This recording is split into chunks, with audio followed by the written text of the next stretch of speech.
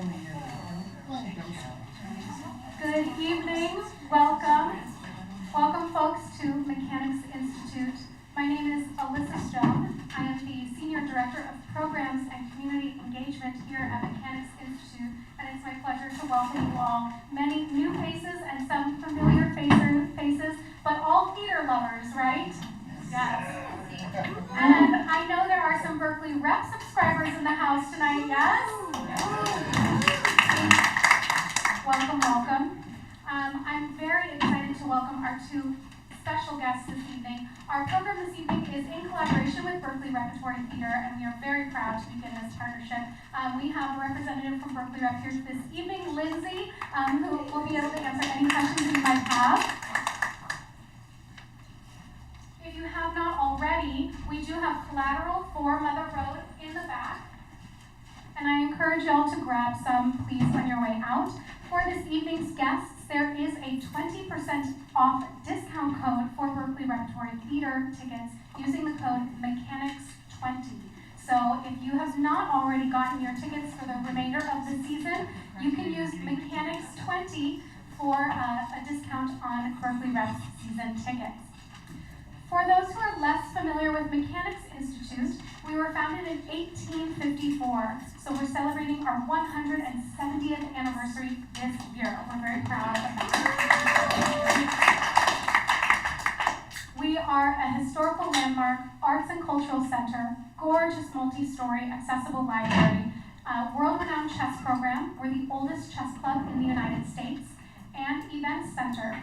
We are a hub for writers, readers, cinephiles, chess players, and lifelong learners, and everyone else as well. We hope that if you are not as familiar with Mechanics Institute, that you'll visit milibrary.org to learn more about all of our fantastic upcoming programs.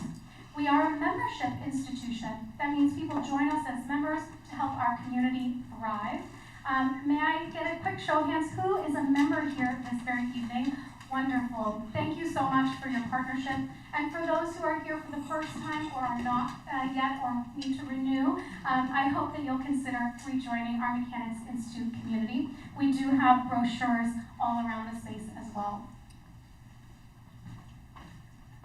We offer tours for free for all every Wednesday at noon and once a month on Fridays at 5 p.m. So if it's been a while or you've not yet been on a tour of our fantastic space, please come and check us out Wednesdays at noon or monthly on Fridays at 5 for a beautiful tour of the historical space. And a couple upcoming events that I want to highlight for folks.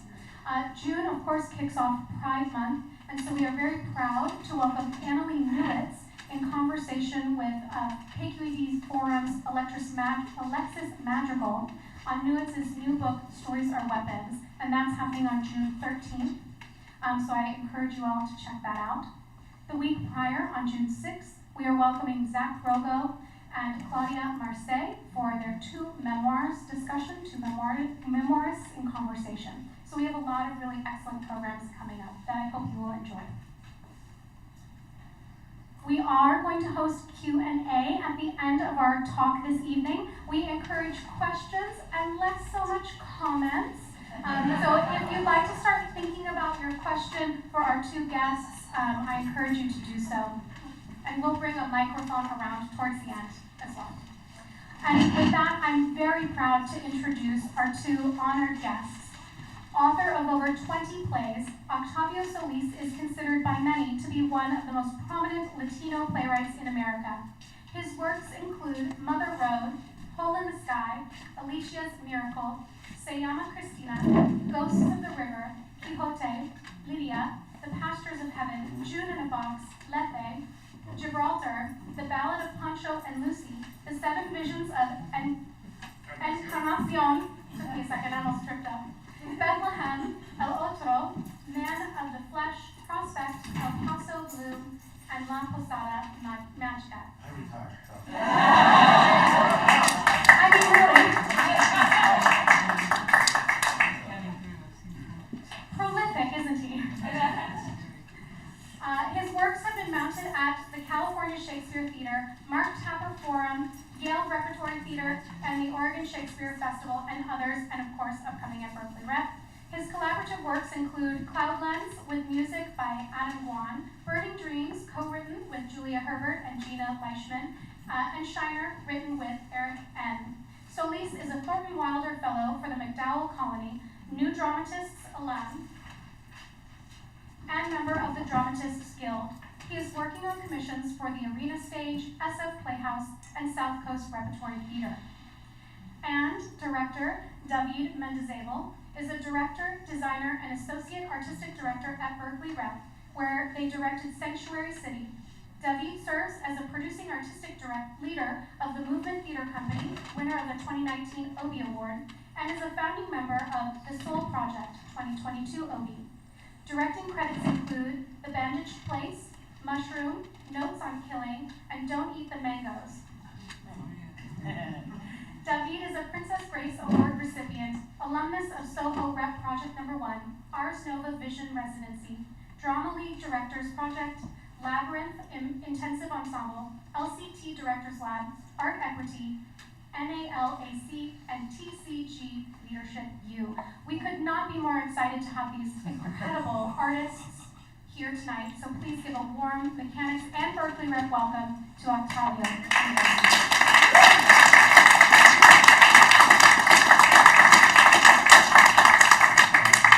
Very nice. Very nice. Thank you very much. And good night. So where do we begin, my friend? Where do we begin? So maybe let's give, we'll just say, we started rehearsal yesterday.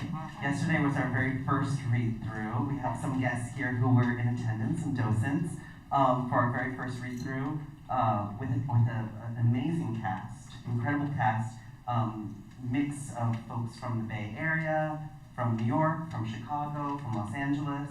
So a really exciting company of artists. And we just had our second day of rehearsal today doing table work. So just so you all know, this is where we are in our process. Very nascent. We're just beginning. We're just starting to.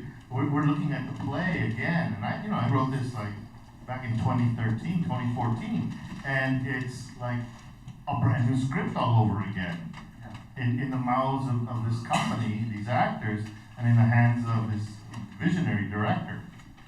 It's really terrific to kind of be in this process again. And I love being in rehearsal.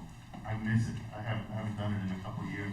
So it's great to be in the room again, rolling up our sleeves and working together, jamming, chopping it up. It's so much fun.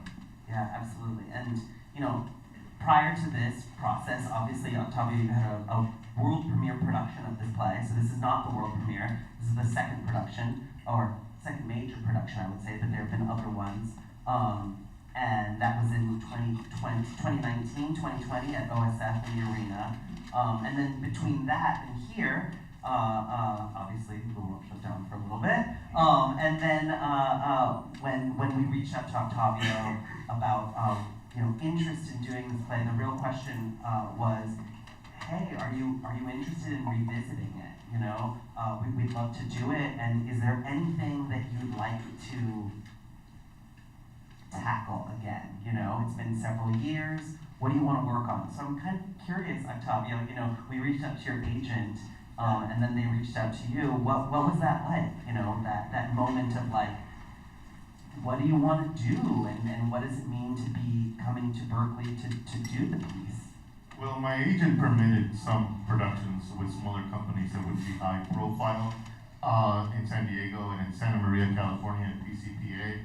And but really only because he thought I would be able to work on it, and I wasn't able to be there and work on the play. So they essentially received the same script that I had done at the OSF, at the Oregon Shakespeare Festival, which originally produced it, and at the Arena where it toured for the second leg. And my agent really felt that I needed to finish it. He didn't think I was done. And I agreed with him. I said, yeah, you're right. It's just not, there's something bothering, but I'm not really done with it.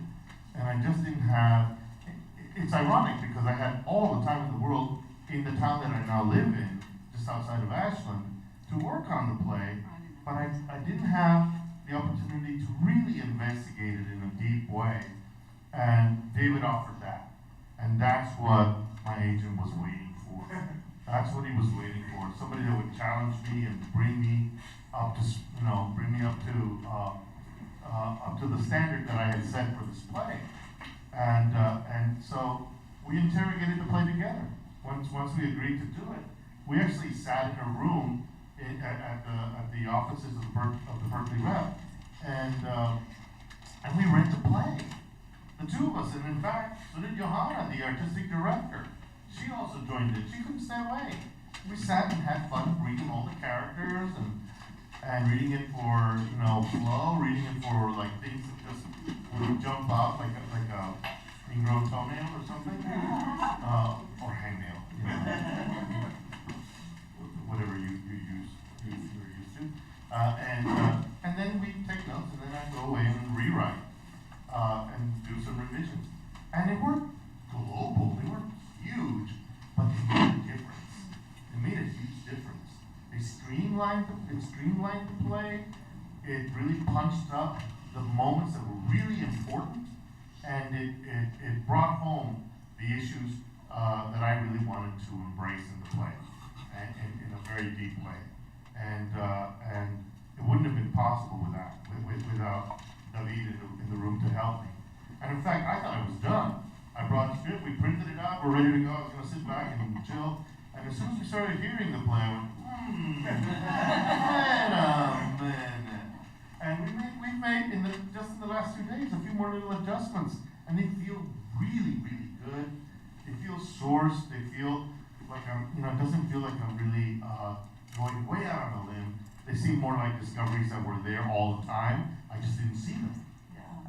Absolutely, yeah. And it's been really wonderful, with the cast inviting the collaborative process of making theater. It's such a gift. I think oftentimes we don't have the playwright in the room after the world premiere, right? It's like they're there for the world premiere, and then the theater's like, no, we don't want them. We just want to do the play.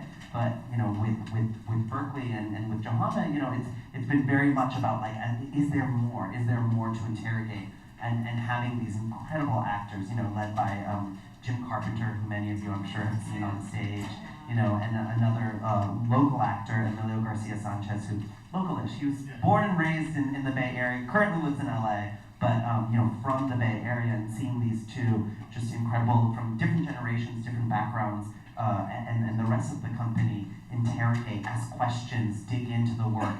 I keep saying this play is such a gift to a director and to a company of artists, because anything could go, right? There's such a world of possibilities. It's not just, and this is no shade to a play that's a unit set. Here's a sofa. I love those plays also, but this is one where it's a road trip. You have to take us from California, from Bakersfield, all the way to Sallisaw in the course of just a play, and how do we do that? So it's been really a joy with the designers and actors to figure that out. And that brings me to the next thing, which is, I'm sure some of you are wondering, what is this play about? Well, I also deem it as a gift to John Steinbeck, because I was at the Steinbeck Center back in 2013, and I at one of their festivals, Steinbeck festivals that they do every year in April, and they had featured The Pastures of Heaven, his early novel of short stories, for that, and they asked me to be a guest speaker because I had done an adaptation of that for Calshakes and Word for Word, another local company here. And that was so successful, it was so much fun doing that, and I used the Word for Word kind of presentational style to great effect. So they invited me to this festival, and while I was there, I was there for 3-4 days, I overheard Colleen Bailey, the executive director, talking to the staff and saying, talking to donors and to patrons, saying that next year the book that they were going to focus on was The Grace of Wrath, because they were going to celebrate the 75th anniversary of the publication of that novel, and that she had devised a project for it. It was her idea to commission 3 artists to go with the staff all the way to Sallisaw, Oklahoma, and take with a film crew and take a trip in a caravan of cars, including a huge RV and a van, take this trip all the way through what was considered then Route 66, all the way to Bakersfield, to take that same trip that the Joad family took. And I overheard this and I said, I'm going. I'm going. And I turned around, Colleen, I have to go on this. And she said, well, you should apply, we're taking an application. I said, no, I'm going. This is for me, I have to do this. I just felt like this was ideal. So, they kind of bumped the rules a little bit and they let me go on this trip, along with Patricia Wakita, who's an Oakland poet and artist, who did monographs, and PJ Palmer, who's a filmmaker and videographer, who joins with a 5-person crew, and including an editor. They were editing on the fly inside the van, inside the RV. So we flew to Oklahoma City, went to Sallisaw, had community partners all along the way that lined up people for us to interview, to take oral histories. And all along that trip to California, all the way to Bakersfield, I read the novel. Again, I hadn't read it since high school. And it was a powerful experience reading it while I'm also looking up and seeing how things have changed and not changed. How depressed a lot of these small towns are in the Midwest and the Southwest. It was stark. And we collected a lot of stories, and from that we all had to respond, these 3 artists, to produce something that would be presented at the Steinbeck Festival the following April. We went in September 2013. I had thought of writing a reader's theater piece, but instead I ended up writing a play. Because the last person that I interviewed just was so amazing, and he gave me the spark that told me, I know what the play is. I know my way inside. And I wrote it, and we did a reading of it there, and my concerns with Steinbeck Center were completed by then, and I had a play to shop. And so for several years, I did some workshops of it, and I shopped it around, and was looking for a theater that would produce it, until finally it landed in the lap of the OSF. So the play is a response, a sequel, if you will, to Grapes of Wrath. And it's called The Mother Road, which is Steinbeck's term for Route 66. He called it that in The Grapes of Wrath. And it's an apt title for what this play does with its 2 major protagonists, who now have to take a trip back to Sallisaw from the Arvin Migrant Camp Center. And the whole premise is based on the idea that Tom Joad, at the end of the novel, when he disappears, goes to Mexico. And that he married there, he raised a family, he started a farm, their children had children, their children had children, and eventually they came over to California to work the pisca, to go on the crops, to work the crops. And now, the only surviving member of the Joad family, who's in his 80s, is looking for someone to inherit the growing enterprise that he has, this large farm in Oklahoma, in Sallisaw. And he wants to find a Joad to give it to. And he is hella surprised when he sees that the Joad he's confronted with is this Mexican. And he goes, I don't want this Mexican taking my farm. And so that starts the journey between these 2 men who have to deal with each other, to cope with their prejudices, with their preconceived notions about each other over this journey on the Mother Road. And in the course of that journey, they build a new American family that hopefully will take his farm into the 21st century. So that's kind of what the play is about.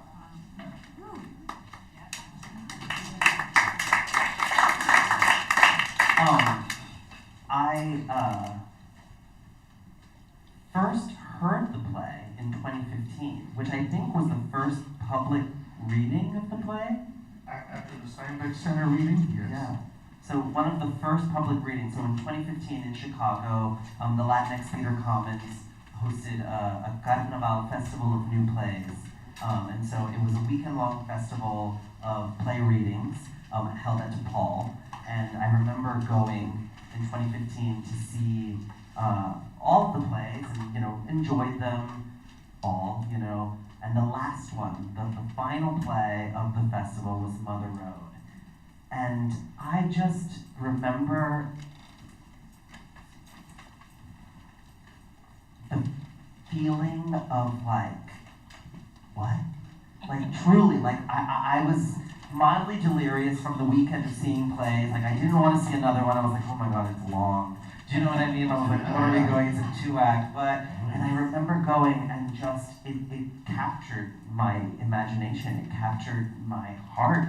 And I fell in love with the musicality of it and the characters. And I remember going home. I lived in New York at the time, and I remember going back to New York and holding my roommates hostage and just like making them sit and listen to me, like tell them the entire story of the play, you know. And listen, I was like, and then mile marker, and then this happened, and then this, you know, this whole thing about being a Mexican, you know, and they were just like looking at me like, what are you talking about? But there was something about, you know, the scale with which you dreamed this play, you know. And I think back to, you know, I think 2003, 2004 was the first and only play with an all-Latino cast on Broadway and in the Tropics. That's it. It's the only play, you know, and so like feeling this hunger, this desire to see more of our stories in their fullness, right? To be able to see these stories, these Latin American characters, these stories, but you dared, and in that moment I remember being like, you dared imagine us into one of the most iconically American stories. You know, like I remember reading The Grapes of Wrath in high school and being obsessed with it and not knowing why, because I was like, I'm not in this play, and yet I was, right? And this was the moment where I was like, oh, here we are in this story. And I look back at my notes from that time, and the only note I wrote down was like, I want to direct this play one day. That was 2015, 9 years ago, you know, and at the same time, I remember sitting there going like, who's gonna produce this? It's huge. It's nine actors, Something like 14, 15, even more characters, scenes, but with 9 actors. multiple states crossing, you know, like, and I just was like, who, you know. And I remember coming to Berkeley and in that season planning process and talking to Joanna and being like, do you know this play? You know, she was like, I've heard of it, but what? And I explained it to her, like I explained it to my, you know, and this, you know.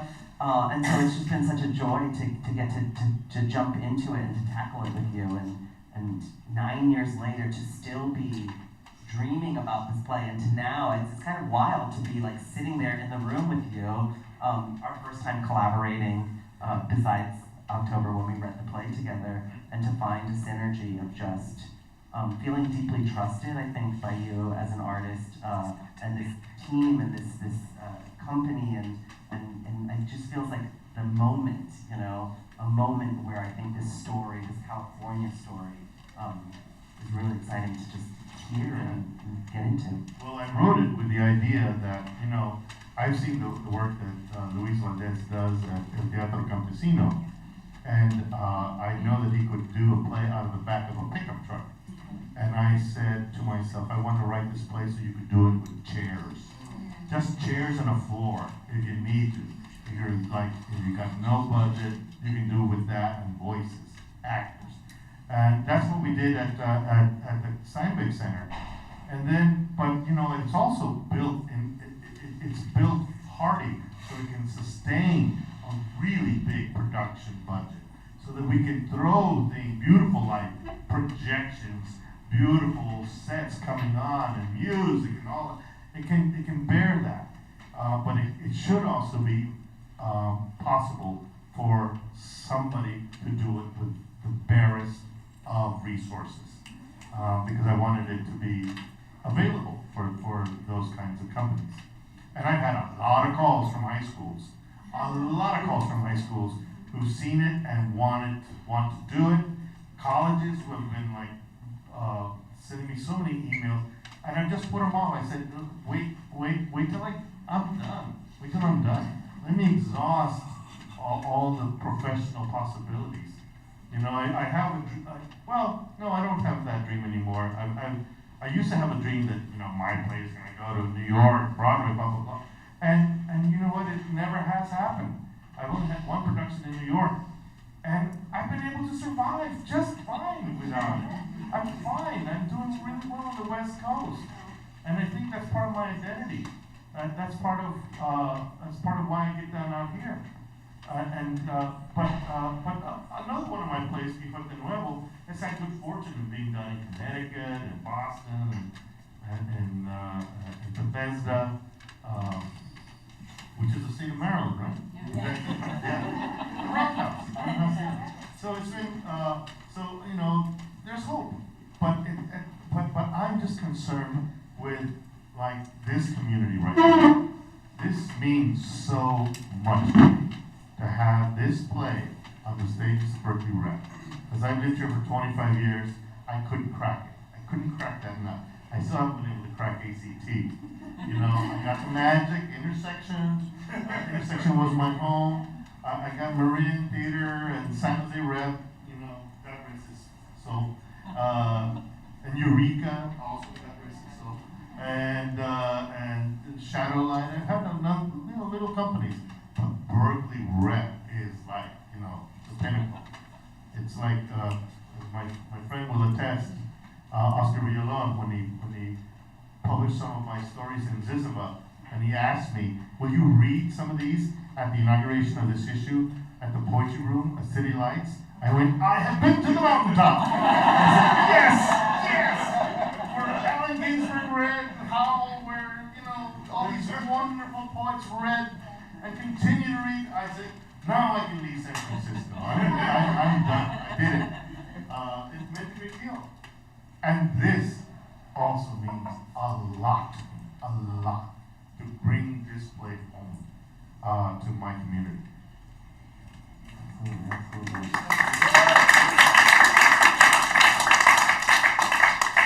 I'm curious, you know, having heard the incredible list of plays that you've written and had produced, how you think this piece lives within the canon of your work.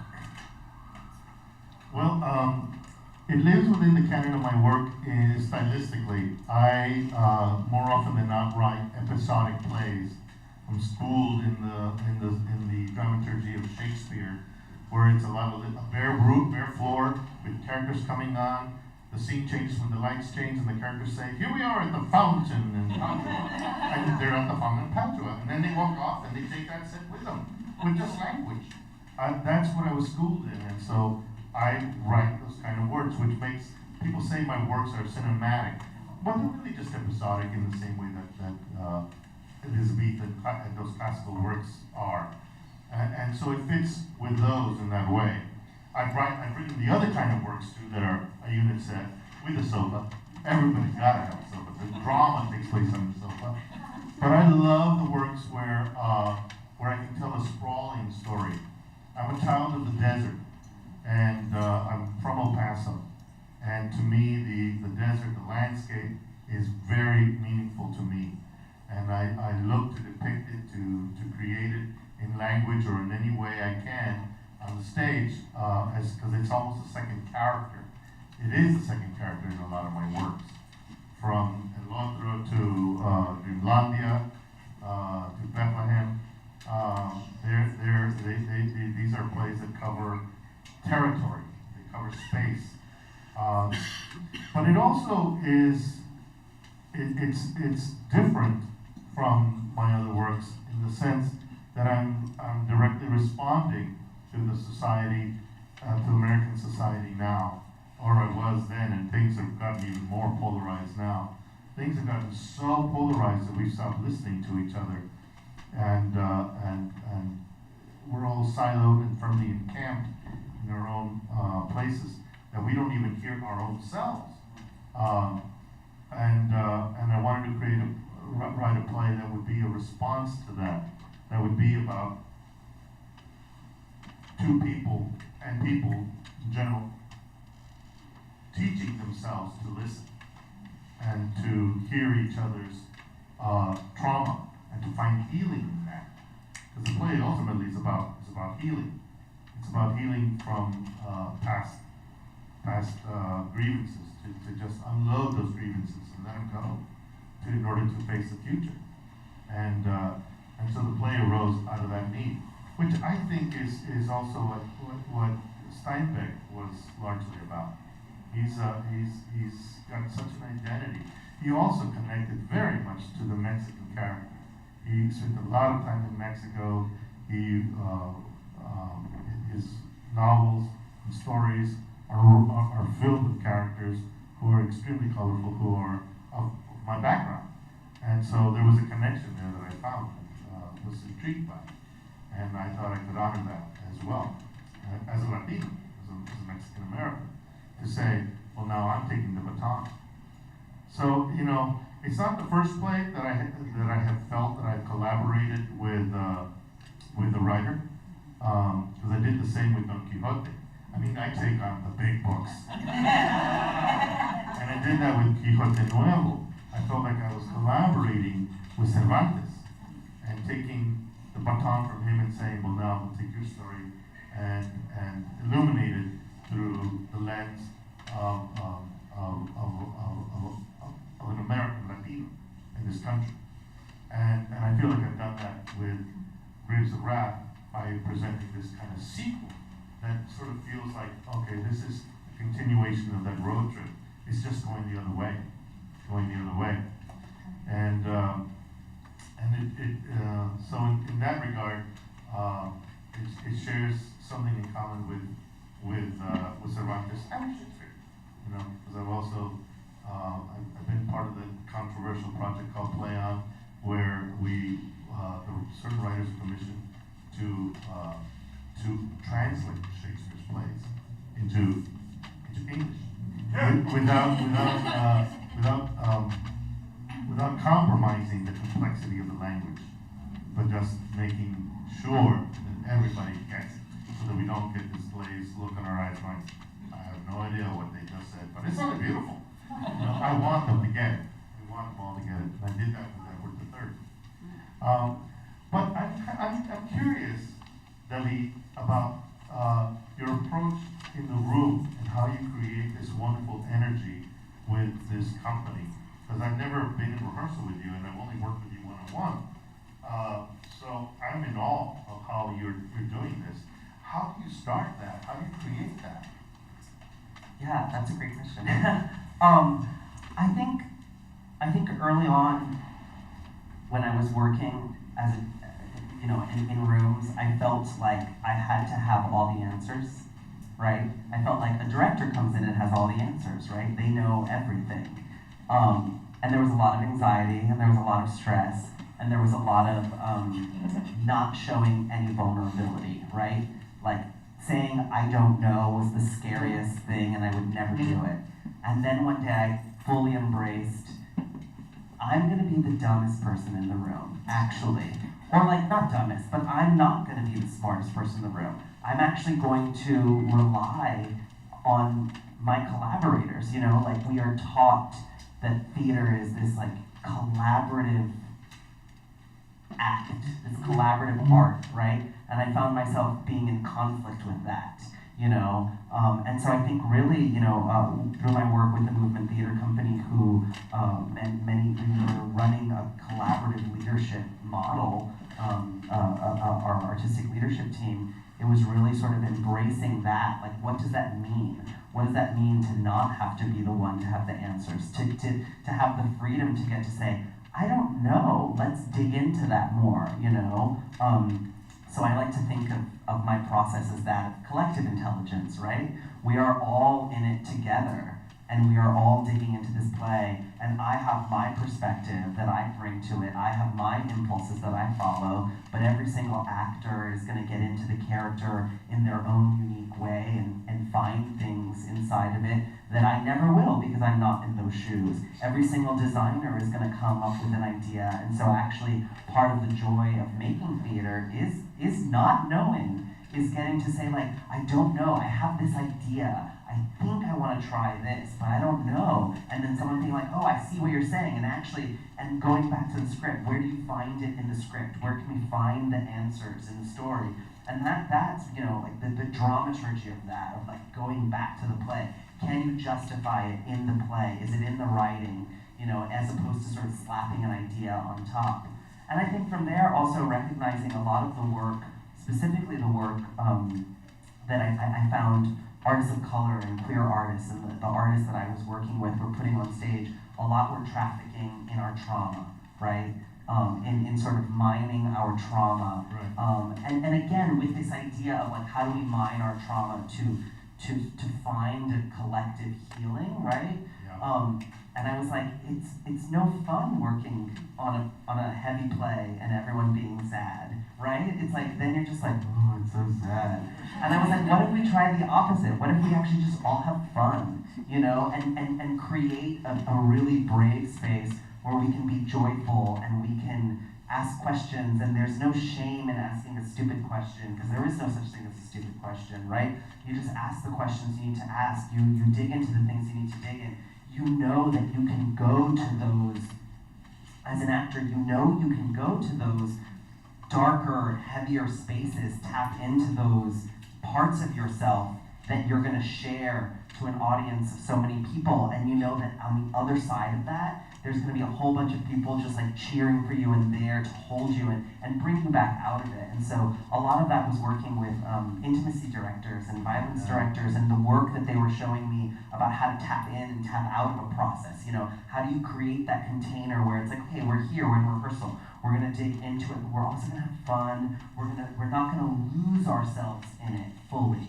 We will when it's time, but you're always going to know that there's someone on the other side to help bring you out of that, and it's going to be joyful, and I think that was something that I didn't realize, and I didn't realize it was a superpower that I had, I think for a lot of times, especially as a younger artist, my sort of joy was viewed as it was dismissed. I had a lot of teachers who were like, I didn't know you were talented. I just thought you were kind of like dumb and ditzy, And I was like, why? And they're like, because you're always just like fun. And I was like, oh, but there's this mentality, like to be a good artist, you have to be brooding and heavy and dark, right? And so like, I think for a long time that got to me. And I was like, you know what, I'm gonna embrace the opposite. And I think there's really been a shift in the way that art and theater is made. To embrace more of this sort of joyful process. That's the sort of state I was in when I was writing the play. The brooding, dark process, that's me writing the play. But that's only half the action. The second part of the writing process is bringing the play to a community of artists. We then share it among each other. And then the writing process becomes really joyful. Then it becomes about like, oh, okay, what have we got here? Let's play. Let's come into my sandbox, let's play. And it's so much fun to sort of be in that and still not feel like you're sacrificing anything. One of the things that you said, I think it was yesterday, maybe it was earlier today, in describing the kind of people, the kind of characters I'm writing. They're farm workers, or they own a farm, or they are, they're pretty working class. And he said, they're not theater people. So they're not going to share their feelings readily. They're not theater people. They're going to be hiding. They got thick skins, and they're going to be shielded. The trick will be to know what makes them open up. Because they do. Otherwise, we wouldn't have play. They have to open up. They have to talk. They have to share. And that's cathartic. That's what we're negotiating now.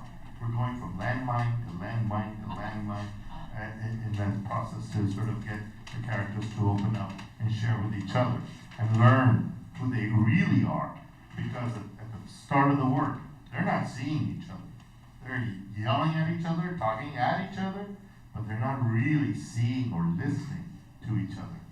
And in the process of this play, that starts to happen. And he's tracking that very, very well.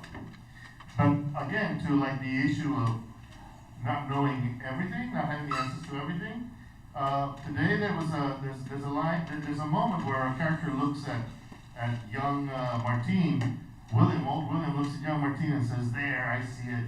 That's that look you gave me. That's Joad, all the way. That's Tom Joad. See it." And the actor asked me, "What does that look?" No, that's what you're gonna give him. You'll find out.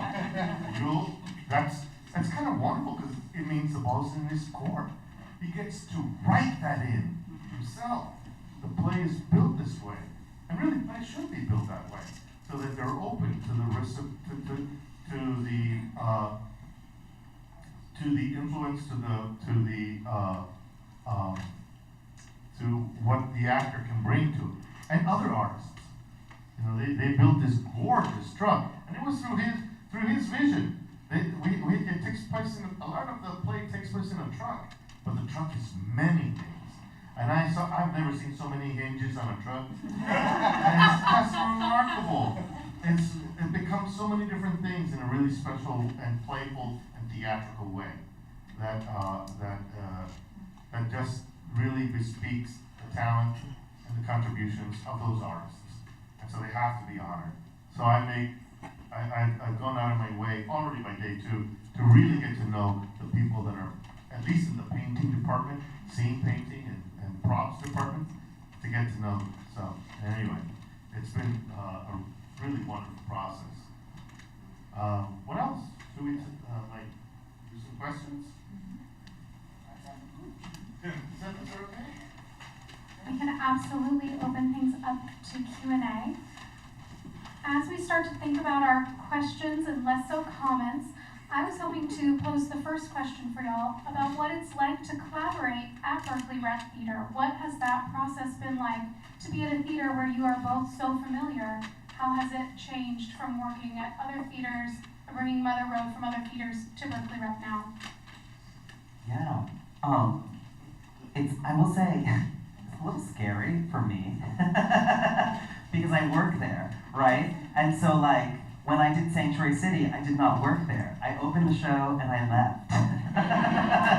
And so knowing that I have to open the show and stay is scary. But and I'm glad that you brought in all of the incredible artisans and craftspeople who are working there. And I think one of the joys of working at Berkeley Rep, and one of the real reasons that I was like, yes, I will, I lived in New York for 20 years, and I was like, I got here, I walked in, I cried, and I said, is that job still open? And one of the reasons was we are so blessed at Berkeley Rep to have our shops on site. We have our scene shop right there, we have our prop shop, we have the costume shop, the sound department, the lighting department, they're all there. And so I think for me, working in an administrative capacity as the associate AD, I have an office and I'm in there and you're in Zoom meetings and you're doing all these things and you're like, you forget sometimes why you do it, right? You forget, and in New York it was like, I want to go see the set, and it's like, it's in Canada, so you can't see it, and it's late, so it won't even be there for the first day of time, you're like, oh, and so you're sort of, that spirit, there's nothing that keeps it going, and here, on a day that I'm just feeling like, okay, I can't do another Zoom meeting. I just take a lap, I walk around, and I go and I see these incredible craftspeople, like literally cutting up 3 trucks, like cutting it up and soldering it together, and like, what? And like creating this incredibly beautiful prop. Yeah. And not only that, like we have a wooden rehearsal prop too. So like there's a wooden one that does all the same tricks that the actual truck will do, Built to the same dimensions. Yeah. And it rolls. It rolls and moves, and so that ability to be in a theater that has the resources that can make all of that our artists can go and walk outside and look at the set as it's making, look at the costumes as they're happening. We can say, oh, we had this idea, and I think it's, I love that you brought up there's a cinematicness to the play, but I also think it's so wildly theatrical. It's so theatrical, right? And part of doing a play like this is embracing the ability to just play, right? And part of that is like being able to try things in a rehearsal room, being like, you know, it'd be great if we had blank prop or blank prop, and then 5 minutes later, it shows up, you know, and you're able to try things out in real time. And so like that's such a gift.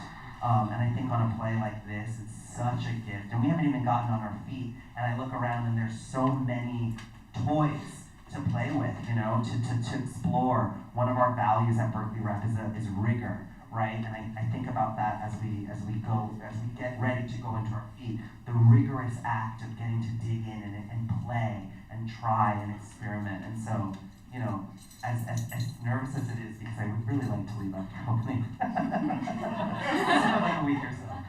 It's also really wonderful because I have these relationships with this incredible staff who I have watched over the course of this entire season just give of themselves wholly and of their artistry so wholly to recognize and realize the dreams of artists, you know, and to get to say that like I'm one of those artists who has this dream and to support Octavio's dream of being at Berkeley Rep.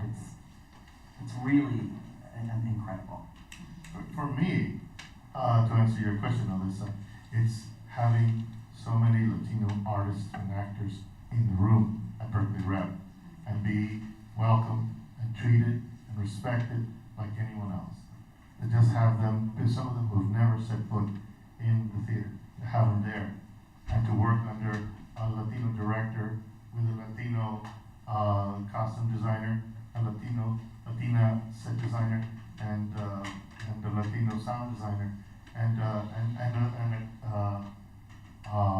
She's Filipina, so she's she's kind of Filipina. Filipina. Yeah, she's kind of like Filipina. To have these people working with us and be respected and to feel like I am on the same par with every other playwright who's been in that space. As a Latino, it feels really good. It feels really great. And so I'm very happy about that.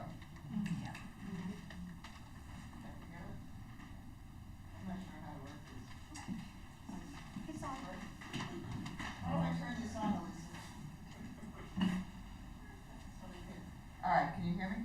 Yes. I am really impressed at your creation of all of these characters. And I don't know how you did that. You got inside characterizations, because it's so many of them.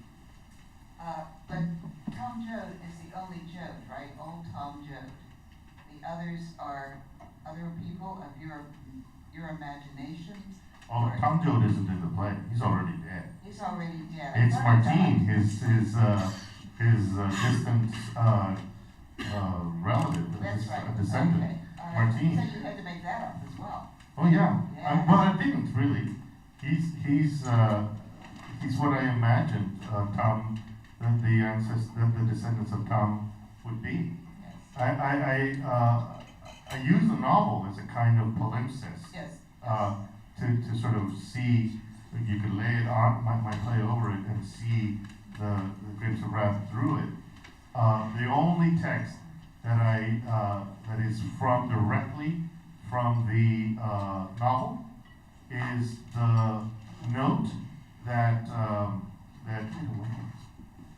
okay. Well, there's a note. Okay, I won't say anything.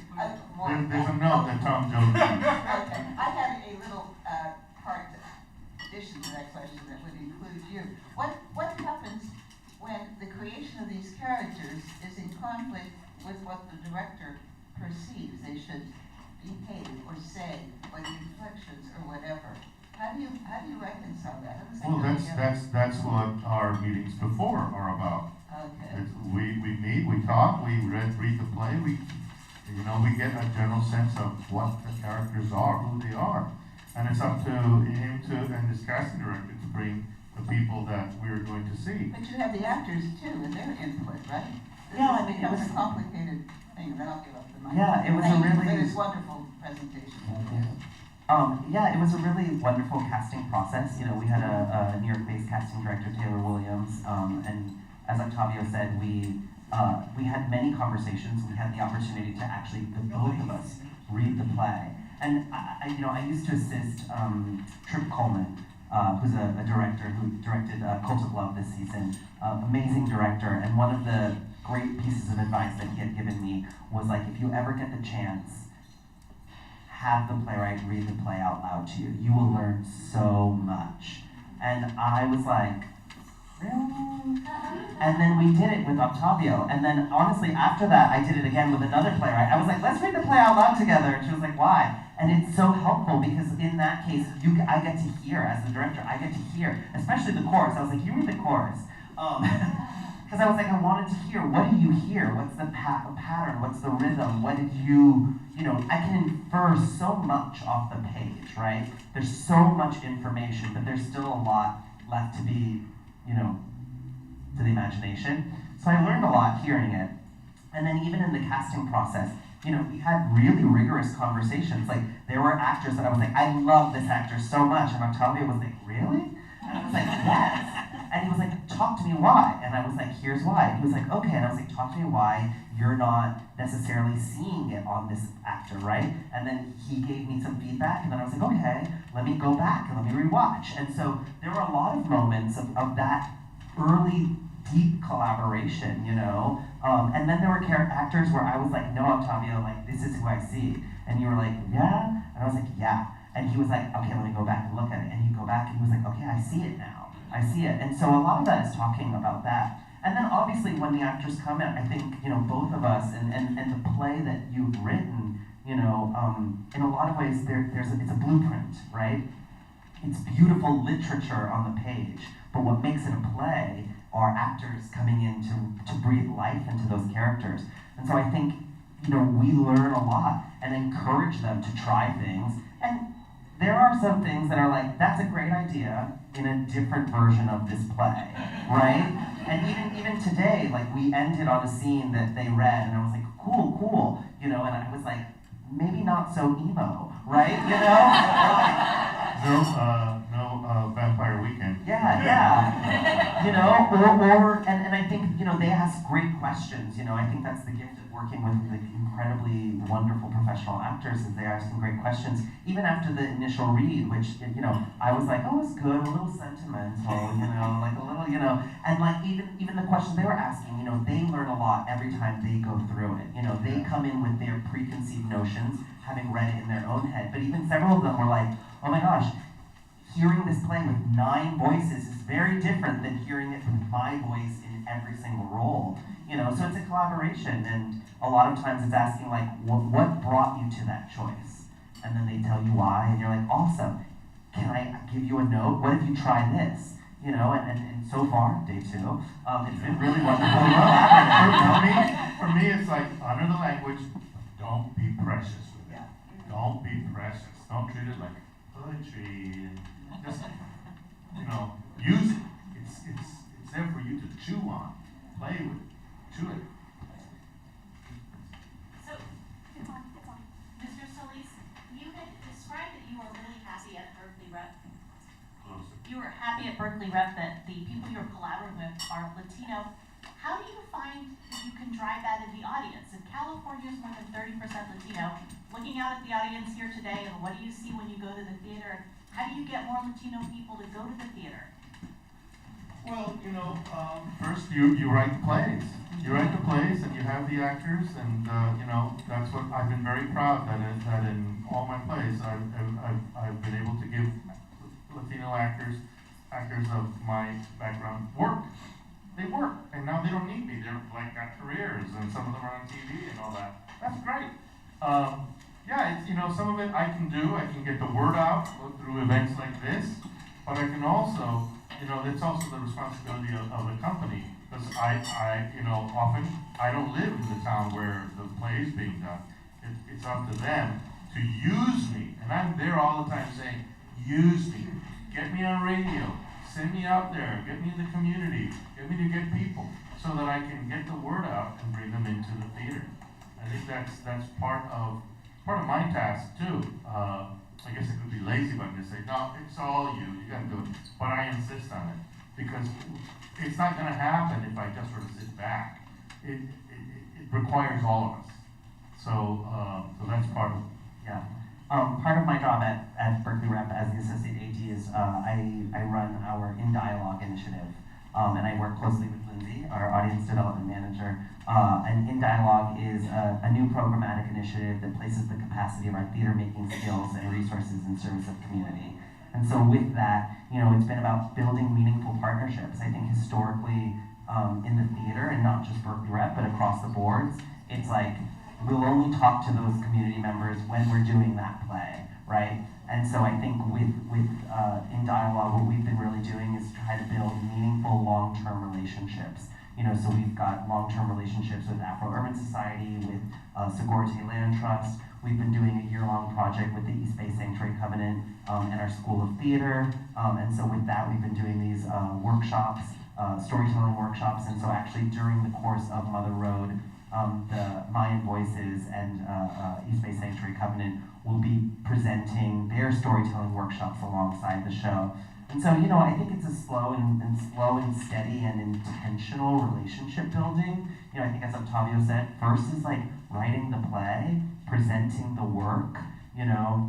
Part of my job in season planning is, working alongside Joanna and her commitment to really wanting to see stories on our stages that haven't been historically left off, right? We just recently closed The Far Country, which took place in Angel Island. And so just what that show was able to do and the partnerships that we were able to make with Angel Island Immigration Station Foundation and several local arts organizations and community service organizations, and to bring those folks in, and then to continue to invite them and to steward those relationships beyond those projects. I remember going to the theater in New York, and it was a theater that was producing The Happiest Song Plays Last by Chiara Alegria Hughes.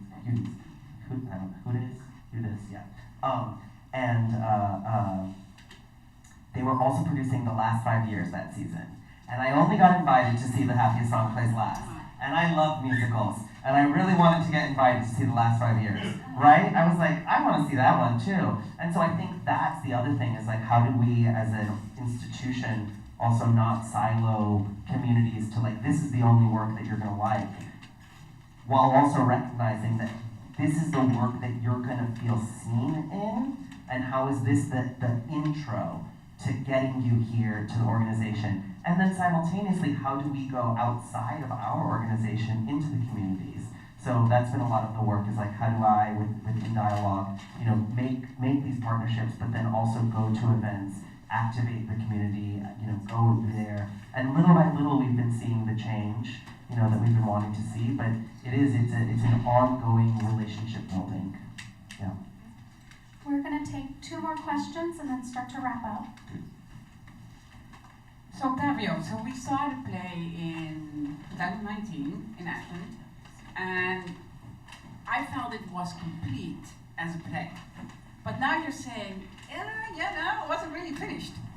And so, what did you feel was not finished, and how has it changed now? It's a little more streamlined. One of the things that David was really good in pointing me out is that these characters are workaday level agricultural people with their own concerns, and they don't have the same political awareness that we do, that we all do. So I had to pull back on a lot of those things where they were just a little too eloquent about the struggle and because they're not. It's not that they're not smart. It's just that they're not. That's not what's driving them. That's not what's driving the characters. So I brought a lot of that in, so that then I could focus on the things that are more important and more personal. Because clearly what the lesson is, the personal is political. It does become about politics. But so I had to make that adjustment. So it feels a little more streamlined. Also some choices that I felt like, well, this will do, but I'm not really convinced that this action is, it'll work, but I know that I can do better. There's a scene near the end of Act 1 where Mo, one of the people on the trip, she gets tased by a highway patrolman. And it works. She has to get tased for the next scene to happen, the next moment action to happen. But the way I made it happen was clunky, and I said, oh, it'll work, and the actors are making it work. But when the actors are the ones that have to make it work, something's wrong. So I was figuring out how. I wasn't even thinking about it, in fact. We were talking about something else and how Mo is always with her phone. And I went, oh, I just had a revelation. I know what it is. She's, like a lot of people today, as soon as there's a confrontation with the police, boom, out comes the phone. And it just made sense. And that's it. So I found a way to make that work a little better. Yeah, you probably saw it, quote unquote, more complete in the sense that all the plays there and then some. But you won't miss that. Honestly, when you come see it again, you won't miss that at all in the play. Yes, ma'am. I wanted to thank you both for this evening. It's been a revelation, and I look very much forward to seeing the actual play. Octavio, I also appreciate that you pointed out about what it's like to have Latinos across the board, because I'm a Mexican American, third generation San Franciscan, and I know that that's still something that we struggle with. So I appreciate your calling that out. I have read your wonderful book, Retablos. It's over there. It is. I have to endorse it. It's fantastic. Oh, And I bought it for my mom and me to read together. And we found that very moving. I wanted to know, are you working on another, besides your gorgeous plays, are you working on another book? Well, I just started some notes. I want to write a novel about a famous El Pasoan who is notorious, Richard Rodriguez. Because we were about the same age in the 80s, and I could have met him. And so I'm imagining a scenario where they do meet before he goes to LA and on his killing spree, and what it's like to be around someone like that and play with them. So that's something I'm doing. Retablos was a more personal piece. It's a lot of my personal events crafted into stories, so that it doesn't feel so autobiographical, but they're like a series of 50 rites of passage that sort of track my development into the kind of person I am now.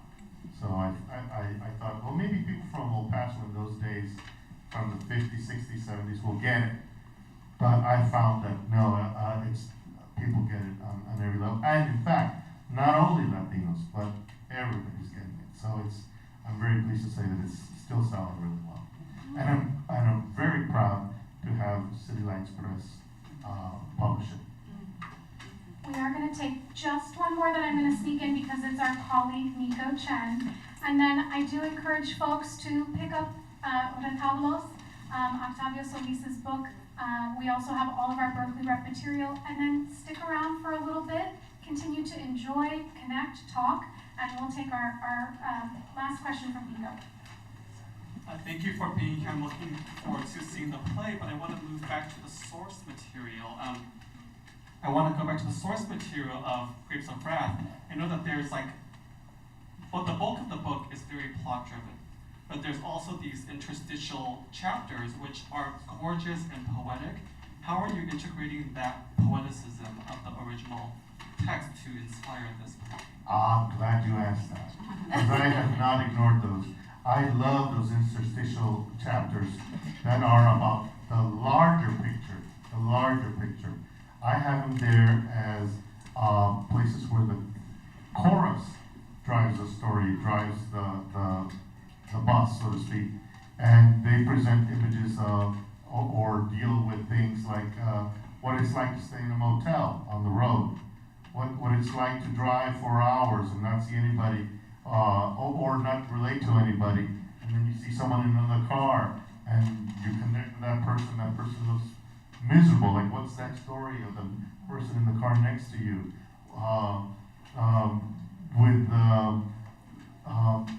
They provide some context for the journey. They're painters also for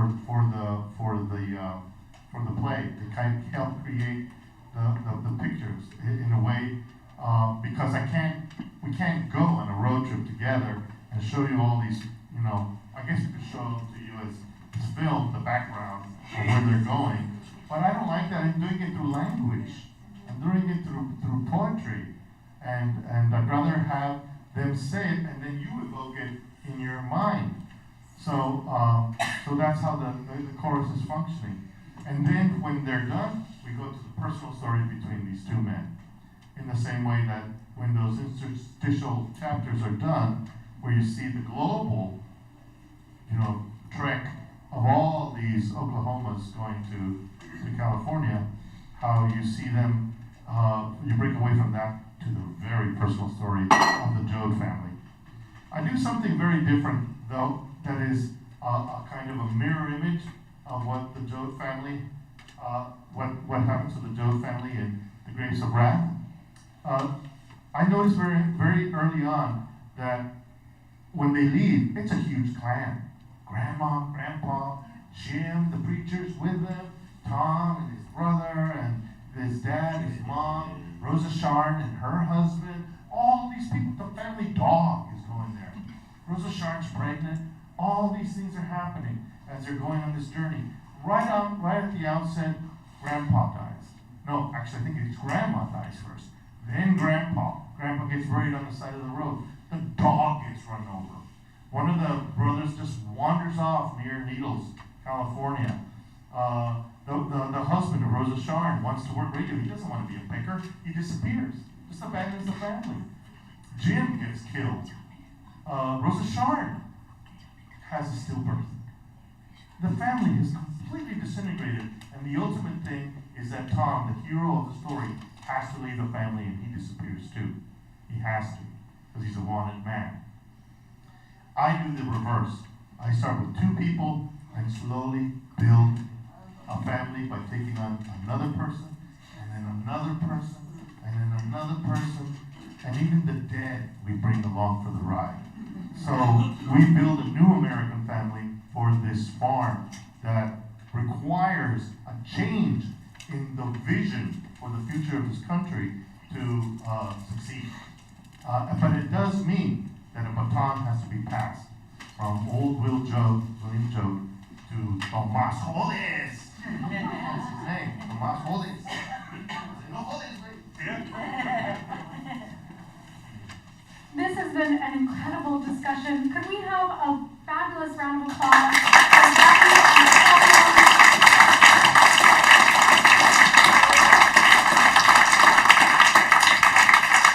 I don't know about y'all, but I cannot wait to see Mother Road at Berkeley Rep. I've been a subscriber for many, many years, a very proud subscriber. I know there's subscribers here.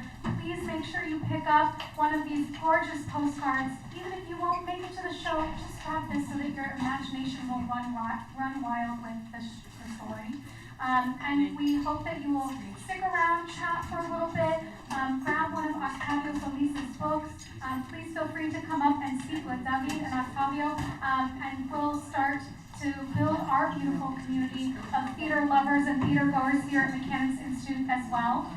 Please make sure you check out berkeleyrep.org for all of their upcoming programs and milibrary.org for all of our upcoming programs. Thank you so much for joining us. Have a beautiful night, and we'll see you again at Mechanics Institute. And I'm sorry for all the Grapes of Wrath spoilers